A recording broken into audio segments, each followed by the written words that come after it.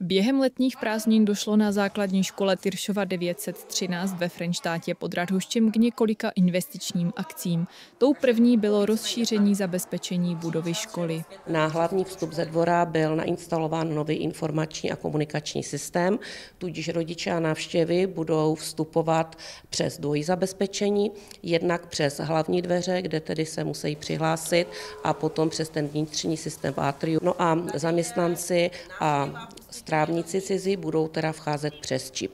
Samozřejmě, že cizí strávníci v omezenou dobu a zaměstnanci kdykoliv. Modernizací prošel také prostor před vstupem do školní jídelny a dlouho očekávanou novinkou byla modernizace školního hřiště. Hřiště bylo původně z roku 2002 s asfaltovým povrchem a dlouhodobě jsme se potýkali s tím, že tady tento povrch opravdu nevyhovoval. Nyní jsme se dočkali teda opravdu povrchu tartanu umělého, z čehož máme velkou radost a budeme moci toto hřiště v době vyučování využívat, což jsme velmi rádi. V odpoledních hodinách by mělo sloužit veřejnosti. Škola nezapomíná ani na vzdělávací aktivity. K těm patří například letní tábor, který pod hlavičkou školní družiny proběhl v posledním srpnovém týdnu. V prvním zářijovém týdnu pak byly pro žáky 6. tříd připraveny tradiční adaptační pobyty. Koncem měsíce září jedou žáci 2. stupně na poznávací zájezd do Paříže a potom následně do Anglie.